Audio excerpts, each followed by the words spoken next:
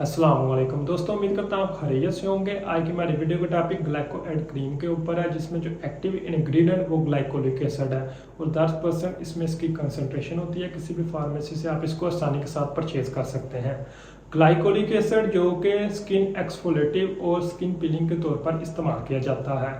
यह आपकी स्किन में जो डेड सेल होते हैं उनको रिमूव कर देता है, जिससे स्किन के काफ़ी ज़्यादा मसाइल को कम किया जाता है। तो इस पे ऊपर डिटेल के साथ बात करते हैं। इससे पहले गुजारिश है, जो लोग हमारे चैनल पर अभी नए हैं, चैनल को सब्सक्राइब कीजिए ताकि हमारी लेटेस्ट वीडियो आप तक पहुंचती रहे। तो सबसे पहले बात करते हैं ग्लाइकोलिक एसिड का तल्लक AHA क्लास ऑफ मेडिसिन के साथ है। अल्फा हाइड्रोक्सी एसिड में लैक्टिक एसिड, मेंडेलिक एसिड और दूसरे एसिड पाए जाते हैं, लेकिन उसमें जो सबसे स्मॉलर मॉलिक्यूलर साइज वो ग्लाइकोलिक एसिड का है। इसी वजह से ये हमारी स्किन में बहुत ही आसानी के साथ जज्ब हो जाता है और बहुत ही कम इरिटेशन काज करने का बायस बनता है। इसी तरह बात करते हैं ग्लाइकोलिक एसिड किस तरह से काम करता है। ये हमारी स्किन में जो टर्नओवर का प्रोसीजर होता है उसको तेज कर देता है, जिससे हमारी स्किन की ऊपर वाली लेयर में जो डेड सेल होते हैं उनको रिमूव किया जाता है और साथ में ये कह लें कि हाइड्रेशन को मेंटेन करता है और कोलेजन की प्रोडक्शन में इजाफा कर देता है। कोलेजन की प्रोडक्शन में इजाफे से हमारी स्किन का जो टेक्सचर है वो भी बेहतर हो जाता है और इसके साथ अगर किसी को फाइन लाइन और रिंकल वगैरह का मसला है,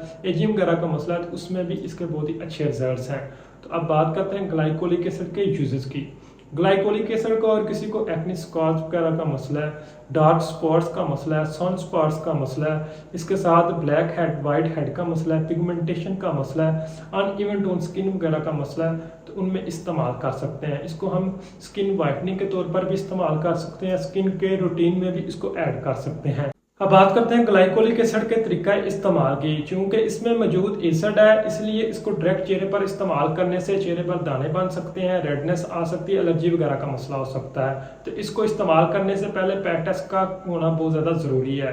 तो आप अपनी बॉडी के किसी भी सेंसिटिव एरिया, वो चाहे कलाई पर, गर्दन पर या कान के पिछले हिस्से पर, आप इसको इस्तेमाल करें और 24 घंटों के बाद देखें वहाँ पर अगर एलर्जी, रेडनेस या दाने तो नहीं बने। अगर नहीं बने तो फिर आप इसको इस्तेमाल कर सकते हैं। माइल्ड किस्म की इरिटेशन वगैरह हो सकती है। इसके इस्तेमाल में भी हमेशा डोज स्टार्ट में लो ली जाती है, फिर आहिस्ता आहिस्ता इसकी डोज को बढ़ाया जाता है। अगर स्किन इसको टॉलरेट कर रही है तो फिर आप इसको मैक्सिमम डोज तक भी ले जा सकते हैं। तो पहले दिन आप इसको 1 या 2 घंटे तक लगा रहने दें और फिर आहिस्ता आहिस्ता इसकी डोज को बढ़ाते जाएं। हफ्ते में 2 से 3 मरतबा इसको इस्तेमाल करना ज़्यादा बेहतर है, या बेहतर है कि अपने डॉक्टर के मशवरे के मुताबिक इसको इस्तेमाल करें।